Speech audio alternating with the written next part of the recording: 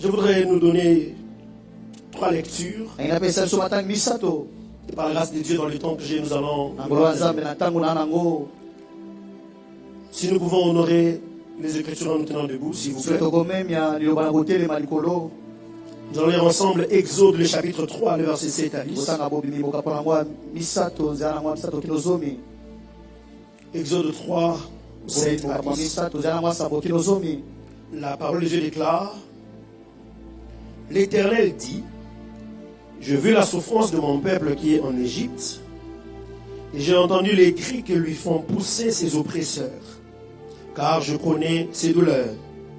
Je suis descendu pour les délivrer de la main des Égyptiens, et pour les faire monter dans ces pays, dans un bon et vaste pays, dans un pays où coule le lait et le miel, dans le lieu qu'habitent le Cananéen, les Essiens, les Amoréens, le Phérézien, le Zévien et les Jébusiens.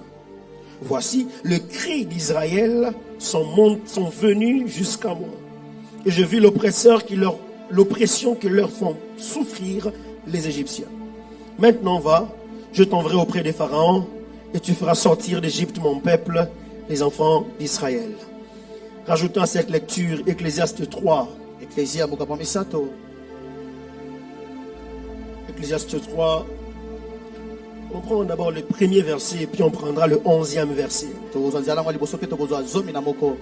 Ecclésiaste 3. Ecclésia bokapa misato. On va lire le premier verset. La Bible dit: il y a un temps pour tout, un temps pour toutes choses sous le cieux. Je voudrais lire le verset 11 dans la version Parole de vie. La Bible dit: Dieu fait arriver toutes choses au bon moment. Il a donné aussi aux humains les désirs de connaître à la fois le passé et l'avenir.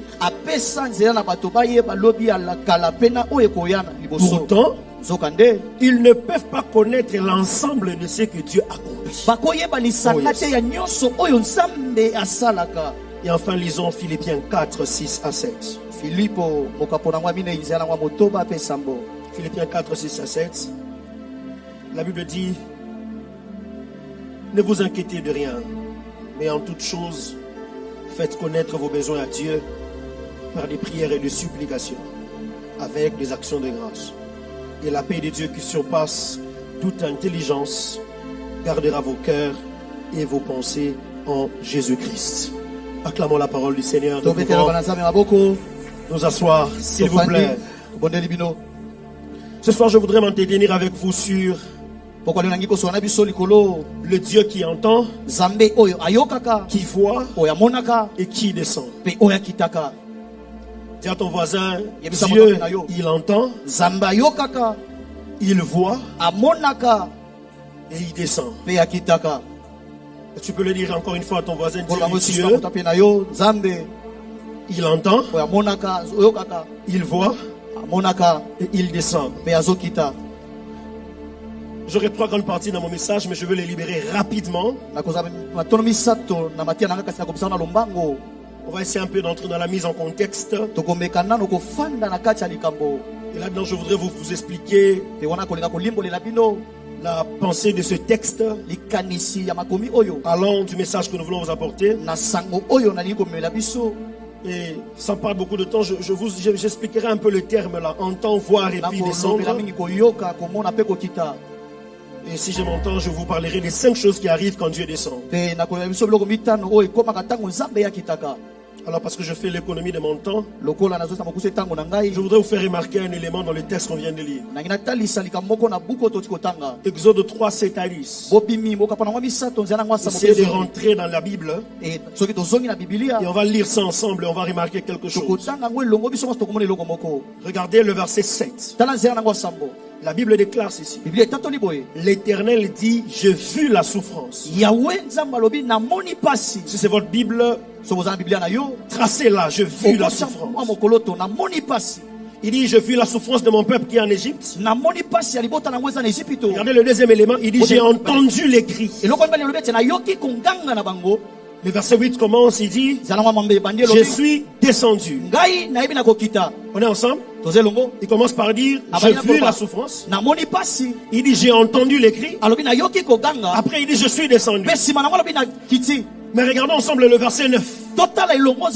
Au fait, le verset 9 et le verset 10, Dieu est en train, comme si de répéter ce qu'il a dit au verset 7 et au verset 8. Mais bizarrement, il intervertit la position de choses. Au verset 7, il a commencé par, il dit, j'ai vu la souffrance. Mais regardez le verset 9, il dit, les cris d'Israël sont venus à moi. Pourtant, dans le verset 7, il parle des cris en deuxième position. Et dans le verset 9, il parle du cri en première position. Et il dit, j'ai vu l'oppression que leur font pousser les Égyptiens. Ce que je lis là, vous voyez aussi ça dans vos Bibles. C'est écrit comme ça aussi dans vos Bibles. Super. Et puis il dit maintenant. Là-bas il avait dit je suis descendu. Mais ici il ne dit pas je suis. Je pars. Mais il dit à Moïse va. Est-ce qu'on est ensemble? Donc nous remarquons qu'il est en train d'intervertir le rôle. Au début il change. Et à la troisième chose, j'ai comme envie de dire, il humanise un peu la mission. Au début, il a dit, je suis descendu. Mais après, il dit à Moïse, toi pars. Après, il dit, toi pars. Frères et sœurs, je voudrais attirer votre attention sur ceci.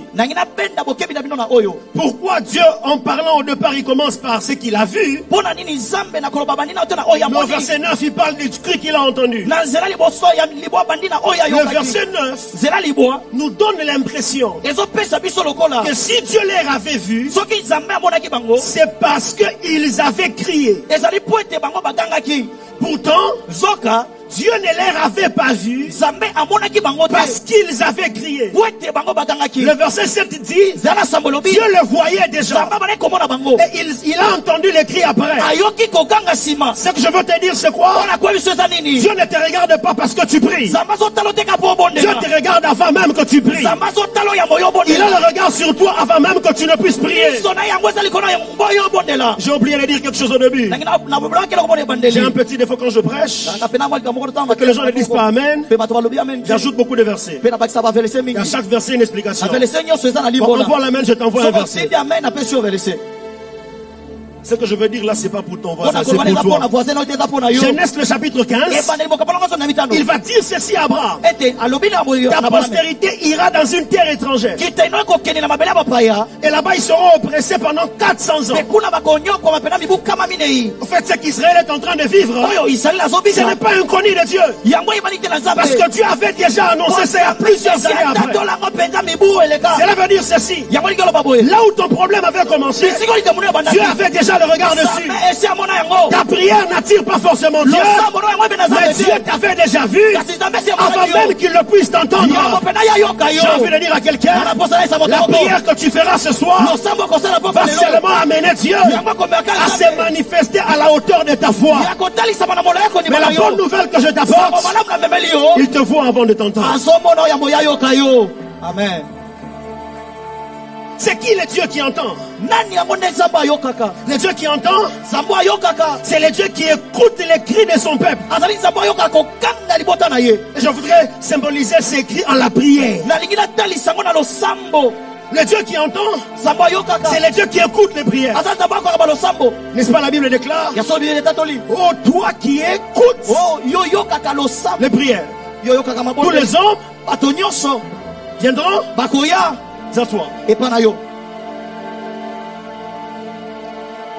Vous savez, même si Dieu connaît votre situation, mais il attend que vous puissiez prier. Quelqu'un va dire, mais si Dieu connaît qu'il fasse, pourquoi je dois prier? L'une des définitions de la prière, ou même des natures de la prière, la prière est un acte de foi. La prière est un acte de foi. Ça veut dire, quand tu pries, Tu es en train de dire à Dieu indirectement, je crois que tu peux agir dans ces domaines, c'est pourquoi j'ai pris. Regardez ce que Jacques dit. Montre-moi ta foi sans les œuvres. Je te montrerai ma foi. Pas avec mes œuvres, mais par mes œuvres. En d'autres termes, si tu veux voir que j'ai la foi, regarde les actions que je pose. Et la prière est une des actions qui démontre que vous croyez que Dieu peut faire ce que vous lui demandez. Or, Dieu, il est le consommateur de notre foi. Et c'est la foi qui amène à l'existence des choses qui n'existaient pas. Alors, Dieu connaît tout ce qui est comme souci de ta vie. Mais il attend à ce que tu pries. Et si tu pries, tu le feras intervenir dans tes affaires. Et j'aimerais dire à quelqu'un, la prière que tu feras ce soir, c'est ces cris-là que tu fais monter vers le Dieu qui entend. Et je peux te rassurer, Dieu entend les prières réellement. Dieu entend les prières réellement. Tape d'abord la main de ton voisin. Dis-lui, voisin, ce soir, toutes les prières que tu feras monter seront entendues par Dieu. Et il est possible que Dieu tourne le regard vers toi. Quand tu dis Amen, très bien là, j'entends un homme qu'on appelle Bartimée, qui dit aussi Amen à ce que je dis. La Bible déclare, Bartimée poussa un cri quand il a vu Jésus. Mais ce que j'aime avec Bartimée, les gens qui étaient autour l'empêchaient de crier. Ce qui est bien avec lui, la Bible dit ceci, il criait un peu plus fort. Oh, j'aime la prière. Je viens te dire ceci, si tu pries à Génie et Toko, ça ne va pas marcher. Ajoute les jeunes sur Génie et Toko. Crier un peu plus fort, c'est ajouter des sacrifices sur tes prières que tu fais. Si Dieu n'a pas entendu la prière de Génie, il ne ratera pas la prière de Bouna. Il ne ratera pas la prière de la semaine de prière. Ton jeûne ne ratera pas. Je vais dire à quelqu'un, tu es ici parce que Dieu entend les prières. Le Dieu qui voit, c'est le Dieu qui regarde, ou encore qui a un regard général sur notre situation. C'est-à-dire, il regarde, mais il regarde la situation de manière générale. Parce que vous pouvez prier, Dieu vous écoute, mais quand Dieu regarde, il voit des détails dans votre situation que vos mots n'ont pas pu exprimer. C'est pourquoi il n'entend pas seulement, mais il regarde aussi. Maintenant, quand il regarde, il s'imprègne des informations qui vont définir ses actions. C'est pourquoi l'église de Dieu, je vais attirer votre attention sur un détail. On peut tous prier dans la même église, prier dans le même culte, mais ne pas être exaucé au même moment. Parce que nous envoyons les mêmes prières, on les prie au même moment, mais quand Dieu regarde, les données ne sont pas les mêmes. Et Dieu agit en fonction des informations qu'il a dedans.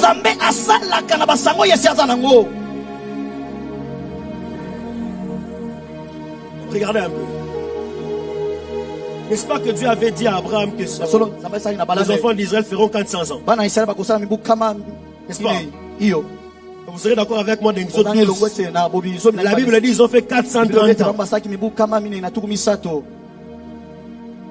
Qui a menti? C'est lui qui a écrit. C'est Dieu qui avait dit en Genèse. Parce que Dieu a dit dans Genèse 15 400 ans. Mais Exode 12 dit, ils ont fait combien? 400 ans. Les 30 ans là viennent d'où? Sans aller loin, Genèse 15 parle de 400 années de souffrance. Mais Exode 12 parle de 430 ans de séjour. De séjour. La Bible dit le séjour des enfants d'Israël furent de 430 ans. Ça veut dire ils n'ont pas commencé à souffrir quand ils sont entrés. Ils ont fait d'abord des années là-bas sans souffrir. Et puis la souffrance a commencé à un moment donné. Et quand ça a été 400 ans, Dieu est venu le délivrer comme il avait dit. On est ensemble? Vous êtes le Mais dans les données que Dieu a là, il crie, Seigneur agit. Et il pense que les jours ils ont fait 400 ans de séjour. Mais Dieu ne vient toujours pas pourquoi. Non, Dieu ne regarde pas les 400 ans de séjour. Dieu regarde les 400 ans de souffrance. Donc ça peut se faire après ce culte. Ton voisin a le mariage qu'il cherchait. Toi, même une petite drague là, tu n'as pas. Calme-toi seulement. Tu as déjà entendu la prière. Il agit en fonction des données qui sont autour de toi. Mais ce que j'aime, c'est quoi?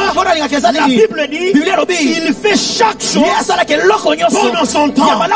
En d'autres termes, il ne fait jamais en retard. Il ne fait jamais en avance. Il fait les choses exactement au bon moment. Si pour l'autre c'est aujourd'hui, je reste convaincu. La prière de ce soir restera valide. Et toi, ça sera peut-être demain. Et je reste convaincu ce soir. Les 6 derniers mois de l'année qui restent, c'est le temps de Dieu pour la visitation de quelqu'un. J'ai dit c'est le temps de Dieu pour la visitation de quelqu'un. Et finalement, c'est le Dieu qui descend. Le Dieu qui descend, c'est le Dieu qui vient intervenir en faveur de ses enfants dans la situation qu'ils traversent. Alors rapidement, je voudrais vous donner 5 choses qui arrivent quand Dieu descend. Mais avant de vous dire ça, je voudrais donner une petite base. Lorsque Dieu descend, son action agit dans 2 dimensions. Je répète, quand Dieu descend, son action agit dans 2 dimensions. Il agit en faveur de son peuple qui est opprimé ou oppressé, mais également il exerce le jugement sur le peuple qui opprime son peuple. C'est la même descente. J'ai envie de dire, c'est le même exaucement. Mais dans ta vie, ça agit comme une bénédiction. Mais dans le côté de tes ennemis, ça agit comme un jugement. Mais c'est la même chose qui arrive. Mais cette même chose-là agit dans 2 dimensions. Ainsi, quand Dieu descend, la première des choses qui arrive, quand Dieu agit pour libérer un peuple, la première des choses que Dieu fait, Dieu cherche d'abord la personne par qui il va passer afin d'accorder la libération à son peuple. Parce que personne ne peut voir Dieu vivre. Exode 3 qu'on a lu, ça se passe à Madian, sur la montagne d'Oreb. Mais Dieu dit, je vis la souffrance de mon peuple qui est en Égypte. D'accord? Ils sont en Égypte. Mais Dieu va en Égypte. Tu viens faire quoi ici à Madian?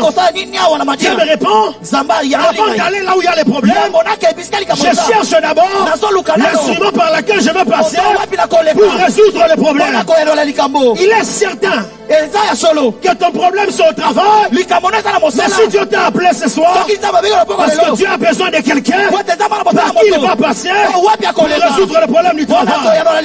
J'ai vu des gens s'agenouiller ici pendant que le pasteur Stéphanie parlait. En fait, ce soir, Dieu, avant de restaurer ta famille, il est d'abord venu à Philadelphie chercher les acteurs du changement. Car Dieu vient pour l'Égypte, mais il ne part pas en Égypte. Il vient d'abord à Madian chercher la personne. J'ai pris au nom puissant de Jésus que la grâce de Dieu qui est en ces lieux te sélectionne comme agent, acteur du changement. Par toi et tes prières, je vois les ciels s'ouvrir et ta famille monter dans les dimensions élevées. Tu envoies un amen, très bien, j'avance avec toi. Tu envoies un amen plus fort que ça, j'avance avec toi. Je peux te donner une information. Le Dieu de la Bible te sélectionne en cette saison. Je vois des gens dans ta famille dire merci à Dieu pour ta présence. Quelqu'un ne m'a pas entendu. Je vois les gens dans ta famille dire merci à Dieu pour ta présence. Tu dis amen bien, tu deviens un sujet d'action de grâce pour tes parents. Tu deviens un sujet d'action de grâce pour tes grands frères. J'ai dit que tu es un sujet d'action de grâce pour ta famille. Au nom puissant de Jésus. Là où ça avait raté hier, après ce culte, ça ne ratera pas. Tape d'abord la main de ton voisin. Dis-lui voisin, Moïse avait essayé. Qui étaient ses frères. Avant que Dieu ne le rencontre, ses propres frères ont refusé son aide. Mais après que Dieu l'a rencontré, comme il va te rencontrer ce soir, le même peuple-là ont accepté. J'aimerais dire à quelqu'un, ce soir, Dieu change le regard de tes frères par rapport à toi. Si c'est toi, tu envoies la main sérieuse. Vous sont les acteurs du changement. C'est pourquoi je peux te rassurer. Tu prieras ici, mais ça ira à la maison. Tu prieras ici, quelqu'un à la maison sera visité. Mon Dieu, est-ce que je prêche dans la bonne église ce soir? Je prêche dans la bonne église ce soir. La Bible dit ceci. Pierre était donc en prison et l'église ne cessait d'adresser les prières à Dieu. Qui priait? Qui priait? En faveur de qui? Mais vous savez que Dieu n'est pas venu vers l'église. Dieu est allé vers là où Pierre était. En d'autres termes, tu peux être en train de prier ici. Dieu ne vient pas te parler. Mais Dieu va déjà voir les problèmes. Il résout les problèmes sans venir te parler. Regarde ton voisin, dis-lui, Dieu va agir dans ta vie sans prophétie. J'ai dit, Dieu va agir dans ta vie sans prophétie. Un jour, j'ai prié à Dieu, je lui ai dit, merci pour toutes les prophéties reçues. Fais d'abord. Et puis on va ajouter les prophéties. Enfin, amen, je t'envoie les versets. Notre Père qui est, que ton nom soit, que ta volonté soit comment? Pas connue, soit faite. La prophétie fait connaître la volonté de Dieu. Mais Dieu peut faire sa volonté sans la faire connaître. Que Dieu agisse dans ta vie sans prophétie. Je dis que Dieu agisse dans ta vie sans prophétie. Même si tu n'as pas rêvé de ça, la prière agit déjà là-bas. J'aimerais dire à l'église qui prie pour Pierre, tu pries ici, mais ça agit là-bas. Je vois quelqu'un malade à la maison qui est guéri. Je vois le problème du travail là être résolu. Parce que toi, tu es un acteur du changement. J'ai pris le Seigneur. Ça commence maintenant. Et tu vas témoigner à partir du 1er juillet jusqu'au 31 décembre. La saison de témoignage arrive. Oh, est-ce que je prêche dans la bonne église? Mon frère interprète. La deuxième des choses qui arrive, quand Dieu descend pour délivrer son peuple, Dieu vous promet un territoire occupé. Le texte dit quoi? Je les ai entendus afin de les amener dans les pays qu'habitent. Vous savez, Dieu complique un peu les données. Mais papa, déjà on a souffert ici. Mais tu nous amènes encore dans les pays qu'habitent. Dans les pays qu'habitent. Regarde ton voisin, dis-lui voisin. Accepte les territoires occupés. Car ça te épargnera des efforts lors de l'occupation. Yes. Quelqu'un ne m'a pas entendu. J'ai dit ceci. Accepte les territoires occupés. Car ça t'épargnera des efforts lors de l'occupation. Yes. Parce que les gens qui habitaient là-bas ont construit les pays. Ils ont construit la ville. Ils ont bâti des maisons. Ils ont tracé des routes. Et ils sont venus habiter dans les maisons qu'ils n'ont pas construites. Et ils sont venus habiter là où ils n'ont pas bâti. J'ai envie de dire à quelqu'un, réjouis-toi des chantiers que tu vois ici. Arrête de dire Mboko Miyibi. Tozota la bango kaka. Tozota la bango kaka. Otonga. Kosilisa. Osala l'aménagement intérieur. Soyez asili. Le véritable propriétaire se révélera. J'ai pris que Dieu t'introduise dans la saison où tu posséderas ce que tu n'as pas bâti. Il y a quelqu'un qui construit une maison sans savoir que ça ne lui appartient pas.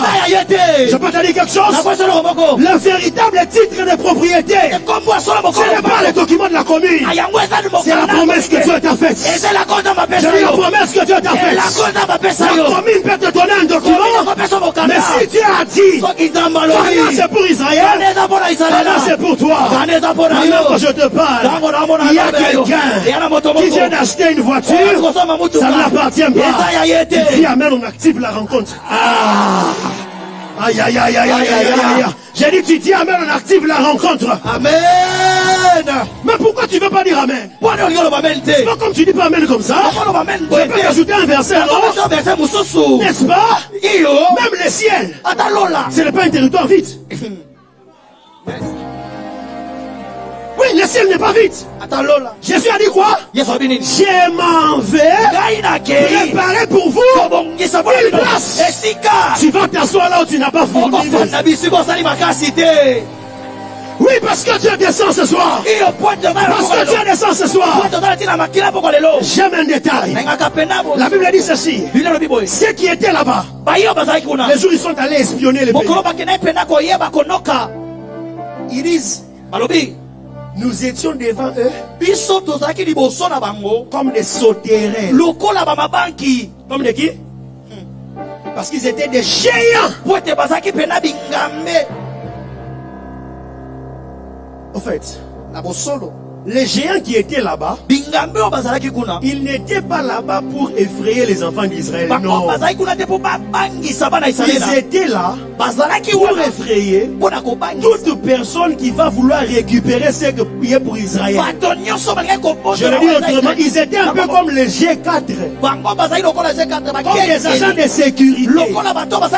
Ils sécurisaient simplement les territoires. Mais quand les véritables propriétaires arrivent, ils récupèrent leur territoire. Même si cette parcelle appartient à un ministre, il va te les vendre à $1000. Oui. Il est possible que tu achètes une parcelle de 1 million à $10 000. Tu dis amen, je me connecte à l'onction de Papa Ken. Ça marche avec toi, mon Dieu. Amen. Au nom de Jésus, dans les 3 mois qui arrivent, que Dieu te donne la grâce d'acheter à moindre coût ce qui coûte beaucoup à cause de la parole que Dieu te libère. La troisième des choses qui arrive, Dieu libère toujours la grâce d'approvisionnement. Parce qu'ils ont été oppressés 400 ans. Ils doivent marcher longtemps jusqu'à la terre. D'abord 400 ans de travail sans être payé. Dis à ton voisin, Dieu est juste. Dis-lui, Dieu est juste. Dieu ne peut pas te laisser travailler pendant beaucoup d'années sans pour autant te payer. Alors la Bible déclare dans Exode là toujours 21 à 29, il leur a dit, je ferai même trouver grâce à ce peuple aux yeux des Égyptiens. Quand vous partirez, vous ne partirez pas vite. Dieu ne le laisse pas partir vite. Et chaque femme demandera à sa voisine et à celle qui demeure dans sa maison des vosses d'argent, des vosses d'or, des vêtements que vous mettrez sur vos fils et vos filles. Point. Et vous déplierez les Égyptiens. Regardez le texte. Il dit chaque femme va demander. Et puis on met point. Et puis il vous déplie. En fait, en d'autres termes, la grâce va être sur vous. Devant eux, demandez seulement. Et vous-même, ayez la pensée de les dépouiller. En d'autres termes, demandez sans mesurer.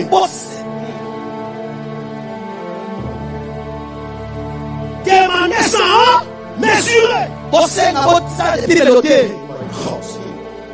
Tu sais quoi?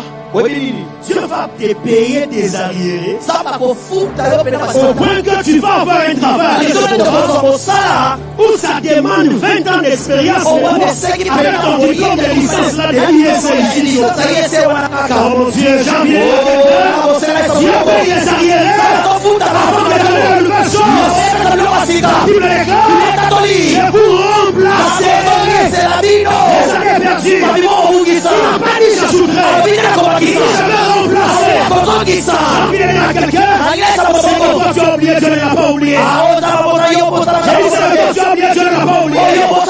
Dieu t'est remplacé. Il t'est récupéré.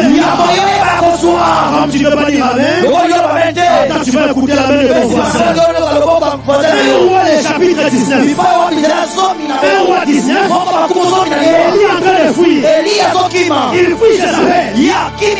Il dormait. L'ange est venu. L'ange le réveille. Vous savez, l'ange le réveille en disant, mange et bois, car les chemins encore longs. J'ai envie de dire à quelqu'un, Élie, avant ces moments-là, 1 Roi 18, il priait. Et Akab est allé.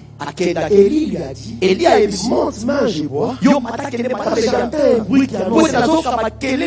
Pendant que lui il priait, les autres mangeaient. Maintenant quand il fuyait, Dieu maintenant a voulu récupérer la situation. Lui qui avait mangé une nourriture préparée par les hommes, maman, cette fois-ci, c'est une cuisinière humaine, c'est un ange qui amène la nourriture. Je peux t'informer, les hommes ne t'ont pas saisi, je t'informe que les siens personne n'a. Mais ce qui m'intéresse, c'est que il a mangé une fois, il s'est endormi. La Bible dit l'ange il est revenu une seconde, mange et bois. Là où Akab a mangé une fois, il a mangé deux fois. Il y a quelqu'un, Dieu va récupérer ça.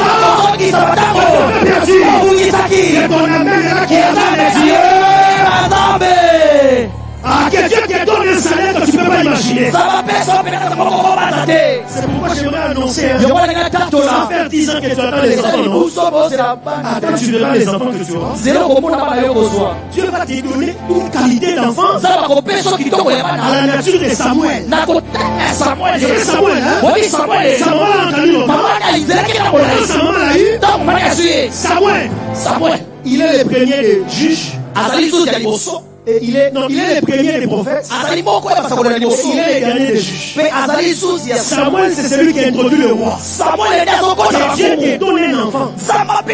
Après longtemps, le long moment d'attente, il sera un enfant de référence. Quel que soit le domaine où tu as endormi, je prie, la prière de ce soir, Dieu va te discerner.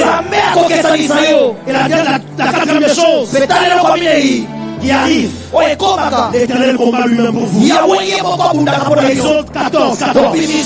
L'Éternel combattra pour vous. Et vous gardez le silence. Vous savez, il y a une dimension. C'est pas par nous-mêmes. Il y a une dimension où Dieu nous dit, reposez-vous. Maintenant, je prends les choses à main. Le Dieu qui entend, le Dieu qui voit, le Dieu qui descend, il est descendu ce soir. Afin de te donner le repos. Afin de te donner le calme. Je voudrais dire à quelqu'un, à partir de maintenant, Dieu envoie te parler. Ton silence, ça sera ton arme. Ton silence est ton arme. Quand je préparais ce moment, Dieu m'avait dit de le dire prophétiquement. Ça, c'est un message pour une femme. C'est un message pour un homme qui est là. Dans ces problèmes, tu as tout en guerre. Dieu envoie te dire, reste calme. Et là où tu es, tu sais que ce que j'ai dit maintenant, c'est une parole pour toi. Reste calme. Dans le silence. La partie qui reste, Dieu lui-même va s'en charger. Dieu lui-même va s'en charger. Dieu lui-même va s'en charger. Seigneur la bataille et à toi la victoire. Je vais finir ici. La 5e chose. Je l'ai dit au début. Le Dieu qui voit, le Dieu qui entend, le Dieu qui descend. Quand il descend, la même bénédiction que Dieu vous donne, ça vous bénit, ça fera poser. Donc là, nous entrons dans une dimension telle que Dieu te donne ce qui est à toi. Tu prends. C'est lui qui va essayer d'entrer encore dans ça. Dieu les frappe. Parce que la Bible dit, à moi la vengeance, à moi la rétribution, dit l'Éternel des armées. Tu vois, non? Donc, tu as ton enfant là. C'est lui qui essaie de l'ensorceler. Il va se retrouver ses enfants 4 ensorcelés. Quand nous sommes dans une dimension telle que Dieu me donne, n'entre pas dedans. N'essaye même pas de toucher dedans.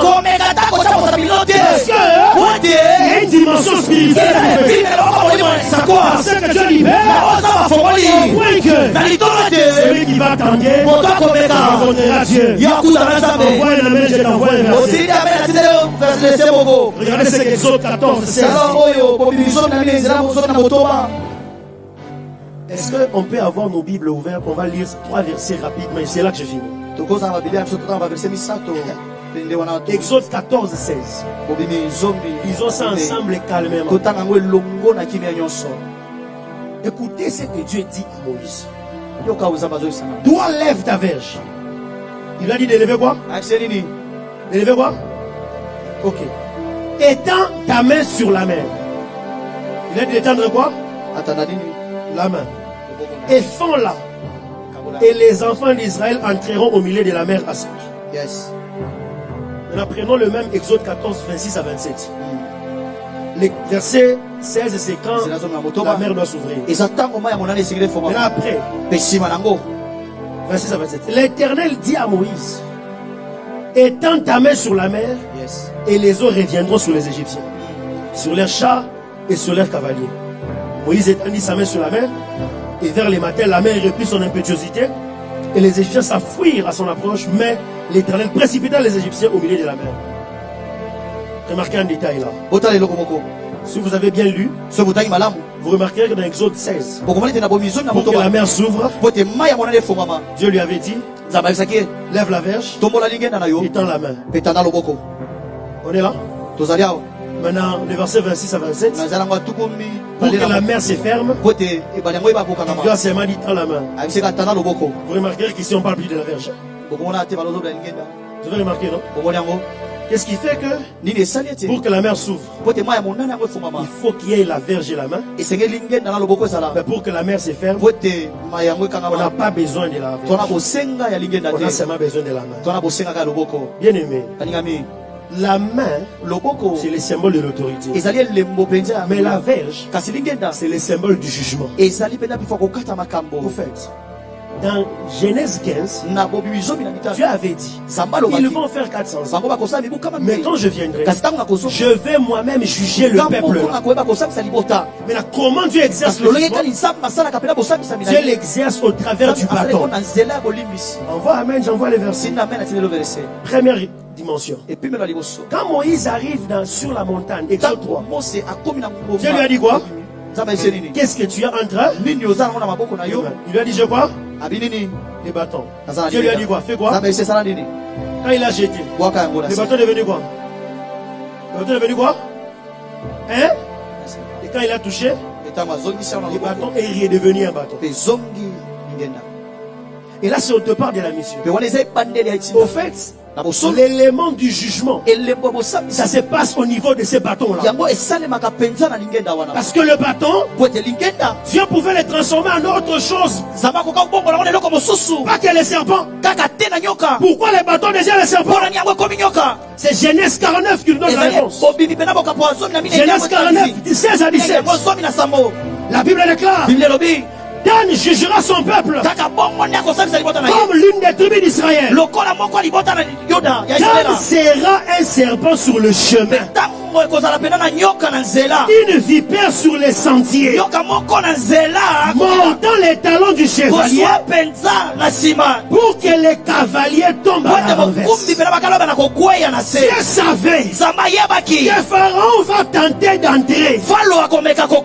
Alors Moïse, au début, je t'avais montré que le bâton que tu avais avait la nature du serpent. Maintenant, Sasa hivi lève les bâtons. lotomona ligenda. Parce que les serpents, Wete nyoka. il sert à quoi? Oh Yesu ngakana nini? À amener le jugement. Yakoba bosambisi. Mais comment il est fait? Toleka na sala La kango. Bible dit, Bible lobi. il mord les cavaliers Yakoba na koso. pour qu'ils tombent à la renverse. Wete bana kokwaya na Donc quand kolana. Pharaon les suivait, Fala bana il kolanda. ne savait pas Ayabaki te. spirituellement. Na molimo. Il y avait une dimension spirituelle et Dan qui était sur le chemin afin de les mordre et de tomber. Je veux dire ceci, il y a une dimension de jugement dans la bénédiction que Dieu te donne. Le mariage que Dieu va te donner, c'est lui qui essaiera d'entrer sans que tu ne pries. Je vois la main de Dieu agir spirituellement afin de les toucher. J'ai pris au nom puissant de Jésus. Quiconque te combattra rencontrera les dieux de la Bible. Et quiconque te combattra rencontrera les dieux de la Bible. S'il te plaît, aide-moi à taper la main de 10 personnes. Va d'abord vers 10 personnes. Va vers 10 personnes. Si j'étais toi, j'allais changer de voisin. J'allais déjà me lever. Aller vers 10 personnes. Et dis-leur, pendant que je te parle là, pendant que je te parle là, nous ne sommes pas seuls. Dieu vient de libérer une dimension dans nos vies qui va faire que tu sors de cette porte avec ta visitation. Celui qui va te toucher ne restera pas intact. Il rencontrera les dieux de la Bible. Parce que quand Dieu descend, il agit dans des dimensions. Il visite le peuple, mais également il juge les ennemis. Samba me babitumba na yo. Nabi Samba me babitumba na yo. Nabi Samba me babitumba na yo. L'État est en train d'arriver. L'État est en train d'arriver. Ils seront dans une réunion. Dans leur sorcellerie. Pour te combattre. Mais ils ne comprendront pas. Les qui sont dans la réunion. Ils vont voir. Un lion à côté. Un lion à côté. Un lion à côté. Ils vont se demander, ces lions fait quoi ici? Ça sera le Dieu de la Bible, le lion de la tribu de Juda. Si tu amènes très bien, Samba bimela bango na bango contre Zinayo. Bien-aimé, on ne va pas prier pour que nos ennemis meurent. Nous allons prier pour que Dieu nous visite, pour que Dieu descende. Lui va s'occuper de nos adversaires. Lève là où tu es. Déclare très fort après moi. Oh Dieu, alors que je lève ma voix, alors que je lève mes mains, je déclare ce soir, tu m'as entendu, tu m'as vu, dans les 6 prochains mois de l'année, Dieu de grâce, descends, et bouleverse les choses, mets ton nom, déclare-toi David Kalonji, alors que je bats mes mains, alors que je lève mes mains, alors que je bats mes mains, alors que je bats mes mains, alors que je bats mes mains, alors que je bats mes mains, je déclare au nom de Jésus, Dieu descend, il intervient dans ma vie, dis au nom de Jésus, ils me feront la guerre, ils ne me vaincront pas, dis au nom de Jésus, quand l'ennemi viendra comme un fleuve, l'esprit de l'éternel le mettra en fuite, commence à battre de je peux entendre ta prière. Va t'aimer et déclare-le.